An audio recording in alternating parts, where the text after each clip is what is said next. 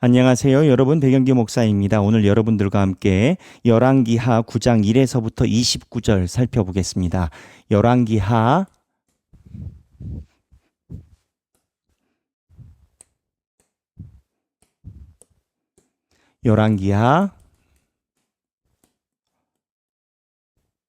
9장 1에서부터 29절까지의 내용입니다.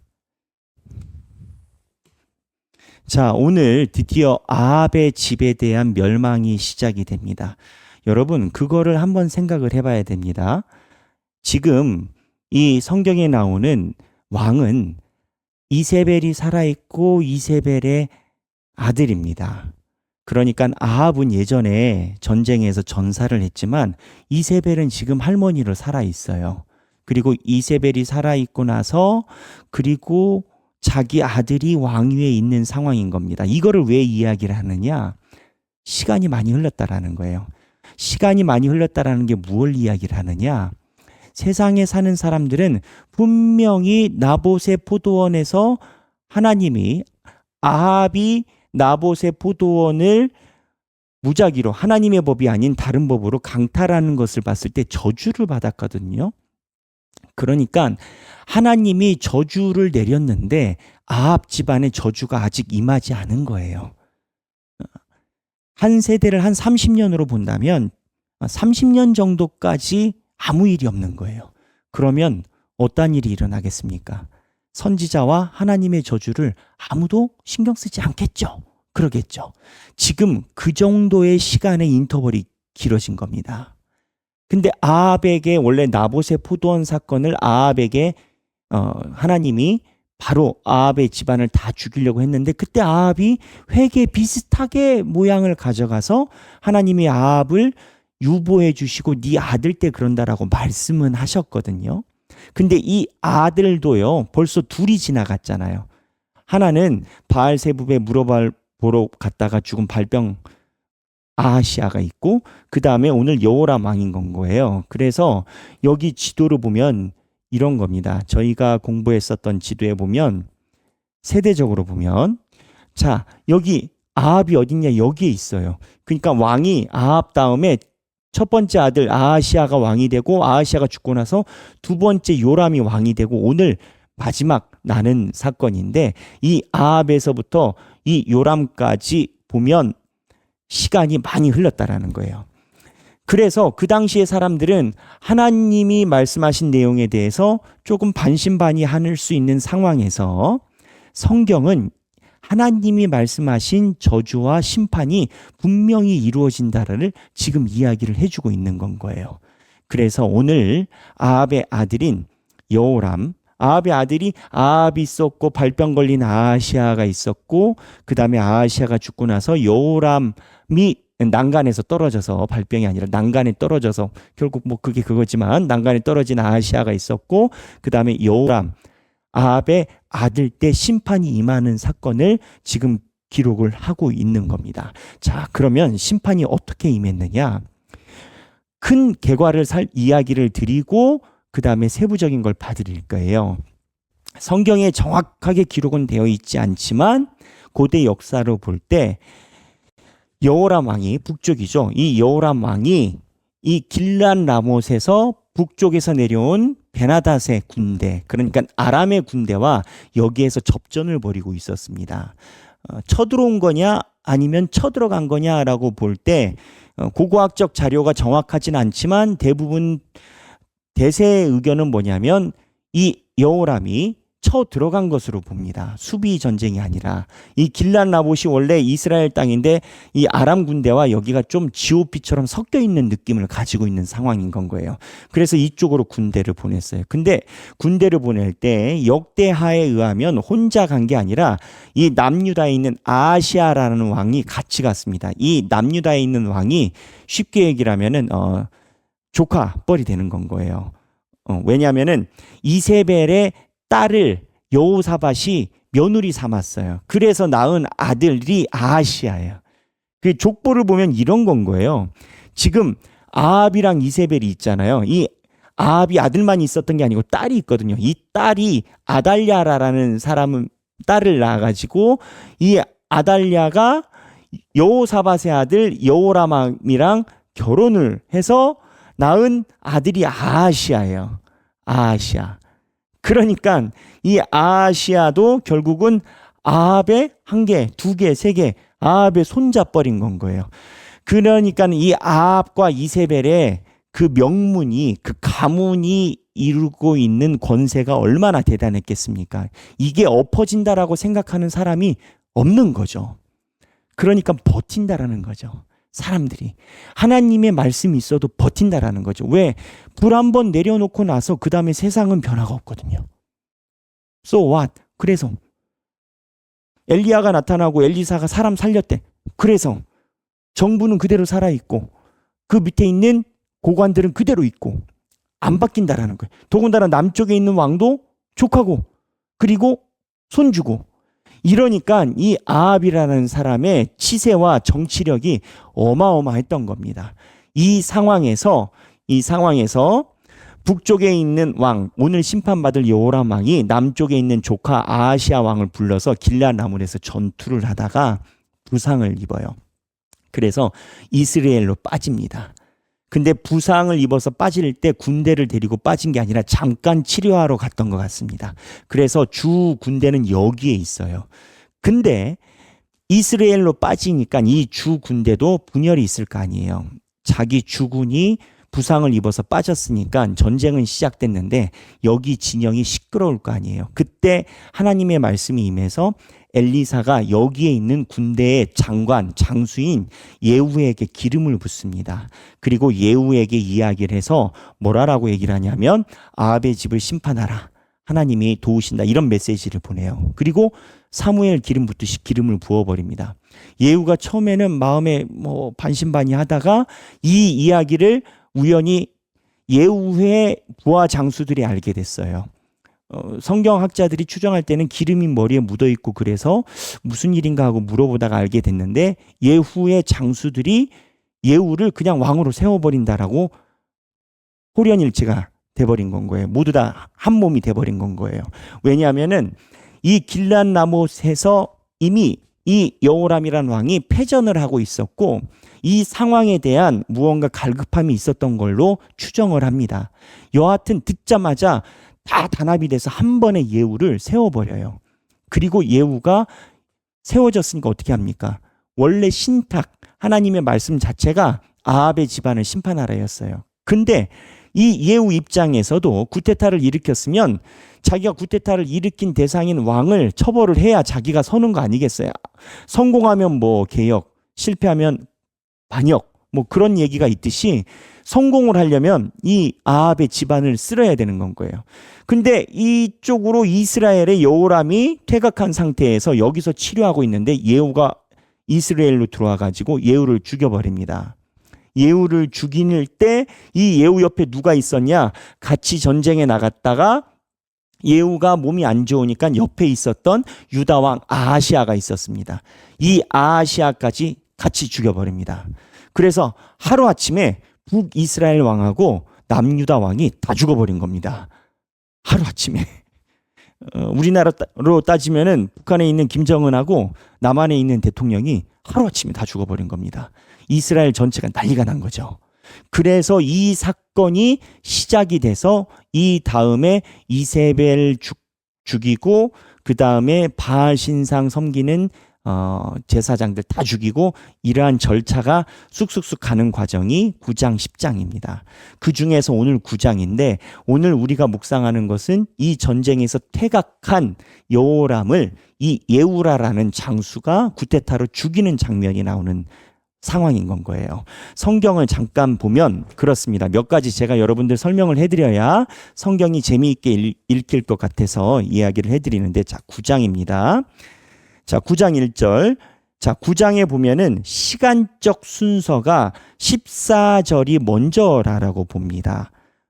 그냥 동시인 거예요. 먼저라기보단 동시적인 거예요. 14절에 무슨 일이 있었냐면 14절부터 볼게요. 9장 14절. 성경 보세요. 따라가면서 읽으셔야 이해가 쉬우셔요. 이에 nim시의 손자 여호사밧의 아들 예후가 요람을 배반하였으니 곧 요람이 온 이스라엘과 더불어 아람의 왕 하사엘과 맞서서 길앗 라못을 지키다가, 자, 시기적 타이밍인 거예요.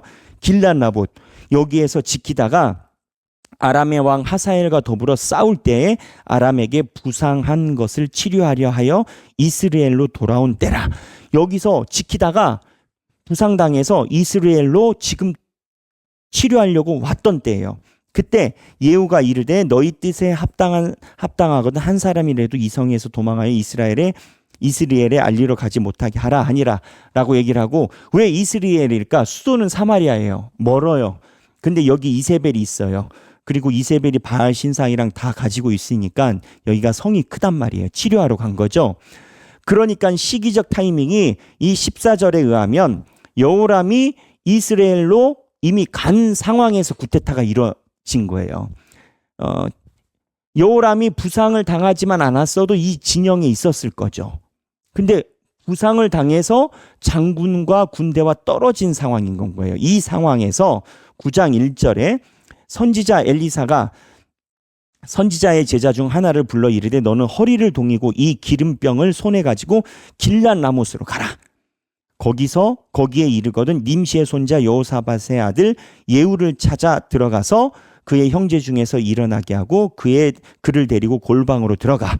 예후를 이제 데리고 들어가서 기름을 부으라라는 거예요. 그래서 엘리사가 자기의 선지자 청년 하나를 전령으로 보내고 그 전령이 예후의 머리에 기름을 붓습니다. 그러면서 7절입니다. 너는 내 주 아합을 치라. 아합의 집을 치라. 내가 나의 종 곧 선지자들의 피와 여호와의 종들의 피를 이세벨에게 갚아주리라. 여긴 타겟이 아합의 집과 이세벨입니다. 이게 이제 기름 부은 목적인 건 거예요. 그래서 10절에 보면 그 이유가 이스라엘 지방에서 개들이 이세벨을 먹으리니 그를 장사할 사람이 없으리라 하셨느니라 하고 그 문을 열고 도망하니라 라고 표현되어 있어요. 근데 이 아합의 집안이 왜 심판을 받았는지 봐야 돼요. 여기 보면 선지자와 그 다음에 여러 사람들의 피도 있지만 나중에 죽일 때 26절에 뭐라고 얘기를 하냐면 26절 잠깐 보겠습니다. 내가 어제 나봇의 피와 여호와께서 말씀하시기를 내가 어제 나봇의 피와 그의 아들들의 피를 분명히 보았노라 라고 얘기를 해요. 무슨 얘기냐? 나봇의 밭을 강탈한 것이 이 피에 대한 분명한 심판이었어요. 근데 나봇의 아들을 우리는 나봇을 강탈한 것만 알고 있는데 오늘 성경에 보면 나봇의 피와 그의 아들들의 피라라고 나와요. 나봇만 죽인 게 아니라 그 아들들까지 다 죽인 거예요. 왜? 아들들이 죽어야 그 밭을 이어받을 만한 상속자가 없으니까. 상속자가 없어야 맹지가 되고 왕이 가져가니까. 그러니까 악하다 이거죠. 이게 아합 집안의 최종 하나님이 참지 못하시는 부분 중에 하나였어요. 실제적인 범죄라고요. 돈을 먹기 위해서 사람을 죽인 거라고요. 하나님을 섬기지 않고 우상신으로 간 건 하나님께서 심판하실 일이었지만 좀 참아주셨어요. 그런데 이 부분이 아합에게 핵심적 사항이 된 건 거예요.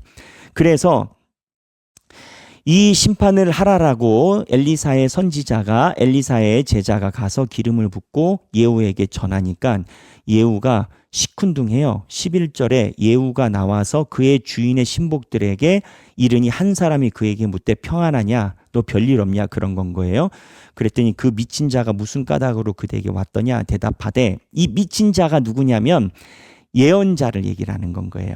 그 당시에 예언자들이 성령, 우리 표현으로는 성령이죠. 그 당시에는 여호와의 신이니까 여호와의 신을 휘감으면 약간 광기, 황홀경, 술 취한 것처럼 그렇게 보였다라는 거예요.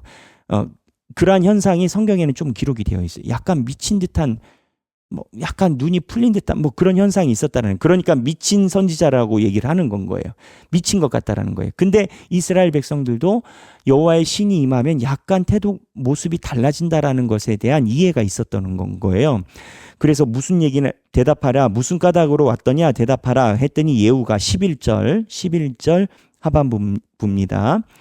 그대들이 그 사람과 그가 말한 것을 알리라 하더라. 12절 무리가 이르되 당치 아니한 말이라. 청하건대 그대는 우리에게 이르라 하니 대답하되 그가 이리 내게 말하여 이르기를 여호와의 말씀이 내가 내게 기름을 부어 이스라엘 왕으로 삼는다 하셨다 하더라 하는지라 라고 이제 얘기를 한 거예요. 그랬더니 13절에 무리가 이거를 깜짝 놀란 게 아니라 각자 옷을 섬돌이에다가 펴고 13절입니다. 나팔을 불고 예후를 세워버린 건 거예요.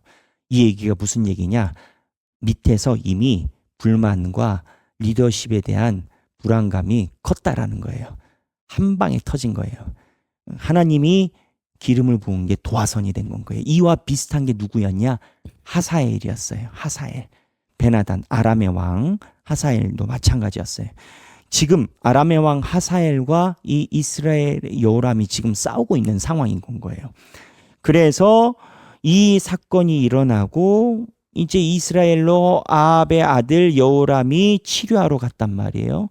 그런데 이 예후가 이 길랄라못에서 이제 군대를 일으켜서 치러 가기 전에 예후가 병거를 몰고 먼저 간단 말이에요. 급하게.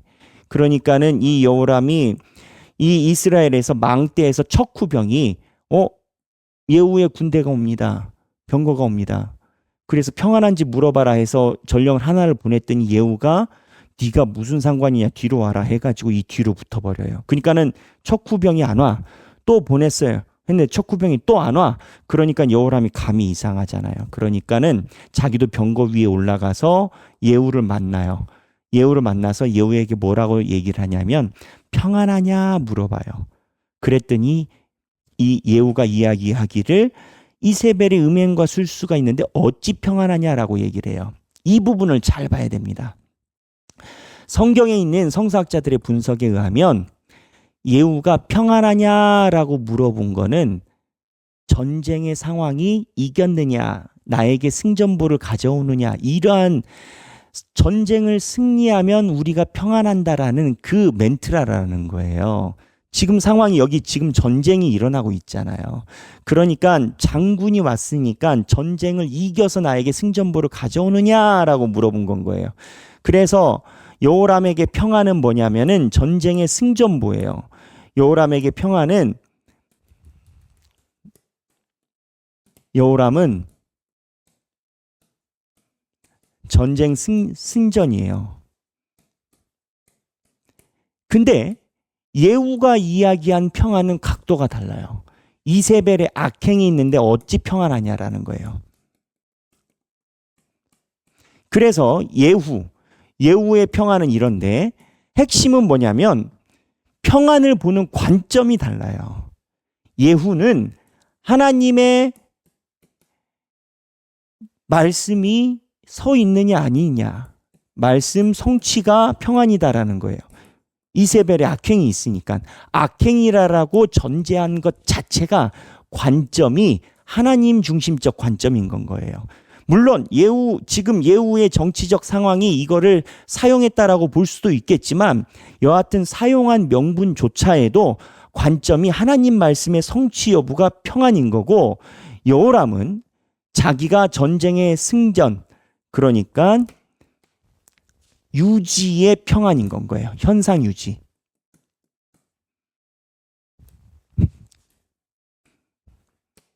우리가 이 멘트에서 알아야 되는, 그리고 생각해 봐야 되는 핵심 상황이 있어요. 생각하기.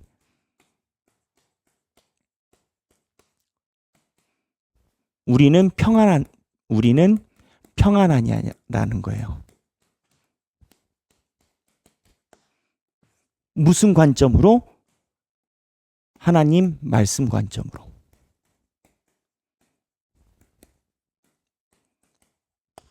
자, 여기는 하나님의 말씀 관점이 아니에요. 내가 가지고 있는 재정이 잘 풀리고, 내가 가지고 있는 사업이 잘 되고, 내가 싫어하는 대적이 망하거나 내가 이기거나, 이 관점의 평안이에요. 근데 여기는요. 여기는 하나님의 말씀 중심적인 평안의 성취를 보고 있습니다. 예후 입장에서는 평안하냐 물어볼 때 너희 집안의 악행이 끊이지 않는데 평안할 수가 있냐라는 거예요.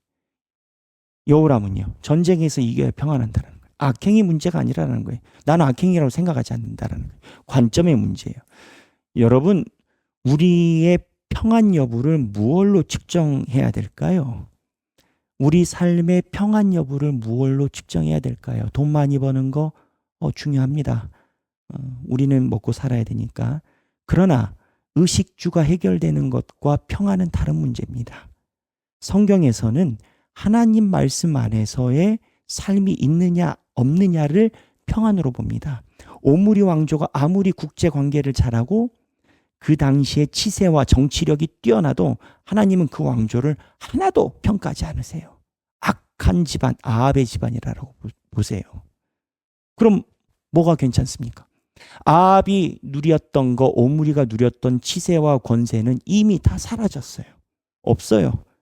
하지만 하나님 나라의 성취는 지금도 있고 하나님 나라는 영원해요.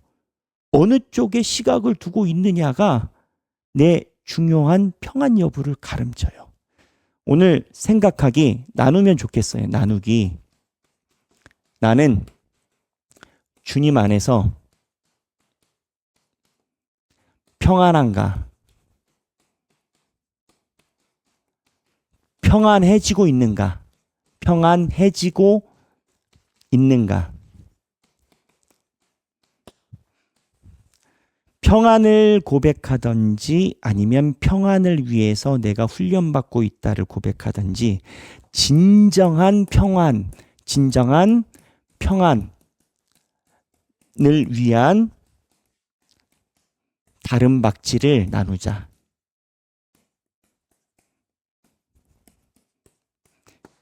자, 오늘 좀 길었습니다. 하지만 오늘 중요한 스토리가 있고 오랫동안 실행되지 않던 하나님의 말씀이 실행되는 순간입니다. 오늘 성경 보시고 행복한 성경 읽기 되시길 바랍니다. 감사합니다.